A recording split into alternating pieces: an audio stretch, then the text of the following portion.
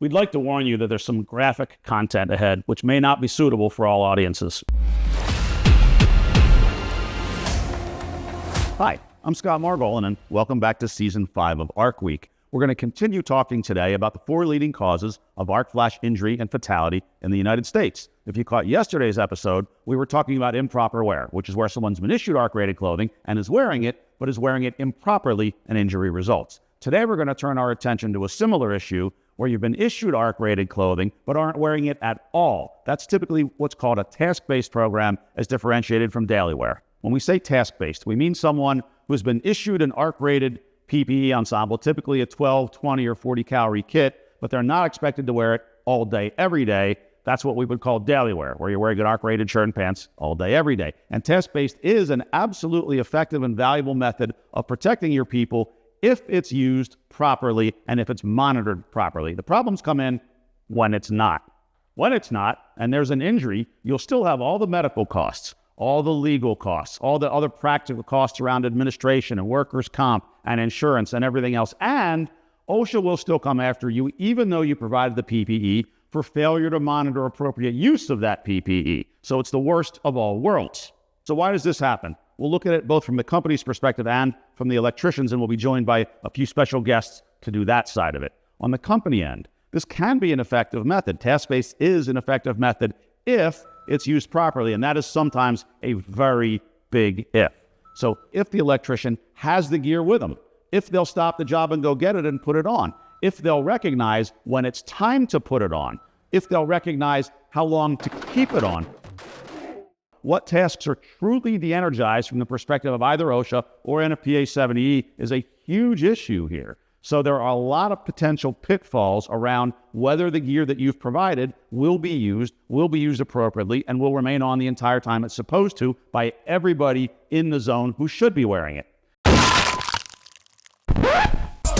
Hammer time! The hammer on a hammerhead actually has a name, and it's called a cephalofoil. It's a huge evolutionary advantage. It's a wing shape that actually provides dynamic lift for the shark, as well as makes it far more maneuverable than another shark its size would normally be. It also allows the hammerhead more width to take in all the smells in the ocean that allow it to home in on food. You can see this clearly when you watch a hammerhead turn on a dime in our video.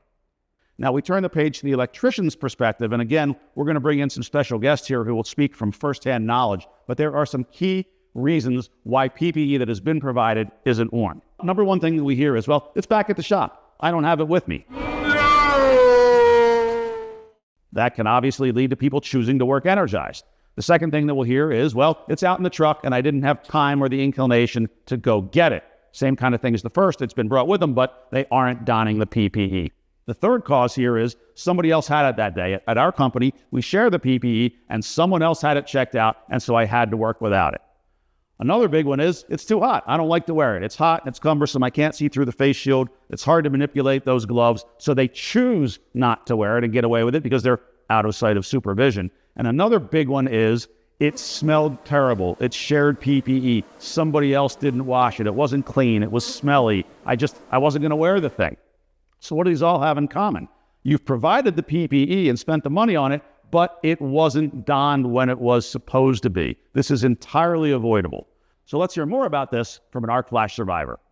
My name is Brandon Schrader. I am an IBEW electrician. I've been doing electrical work for about 25 years. In 2011, I had a pretty bad arc flash accident that should have taken my life. We were working on temporary panel. I was on a brand new electrical project. It was just coming out of the ground, and we came out of that electrical panel with an SO cord, ran that into the parking garage out of a 480 volt panel, set another transformer, knocked the voltage down to 122.08, and distributed our power throughout the rest of the building. When I got the call to do that task late in the day, I knew that I needed arc-rated clothing. We had around 10 suits in the company, one 40 cal suit at the shop if we needed to sign it out. But one of my coworkers had borrowed it the day before for another job site, so I didn't have it. So I went ahead and did the job even though I had just a cotton shirt and pants on. And I ended up paying the price. And I think, you know, putting your employees out there, giving them the tools that they need to succeed is very important.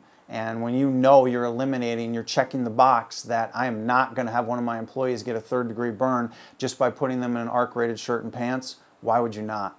Thank you very much for sharing the risks in a task-based approach and the advantages of ARC-rated daily wear. Another frequent issue with task-based is that the PPE was the wrong size, they couldn't fit in it, and or it was in poor repair. Most often there is that the face shield is cracked.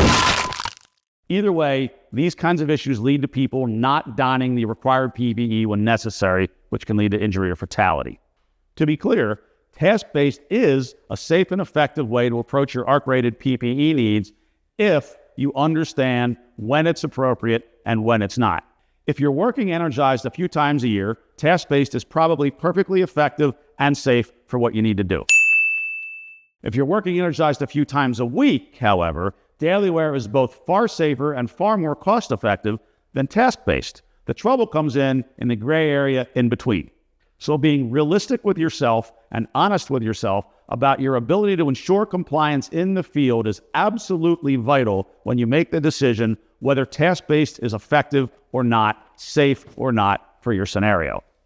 So we've covered 2 of our 4 leading causes of arc flash injury, both of which involve having PPE but not wearing it or not wearing it properly. Please join us again tomorrow when we cover the rest of the issues, 2 more subjects which involve not having PPE at all. Stay tuned.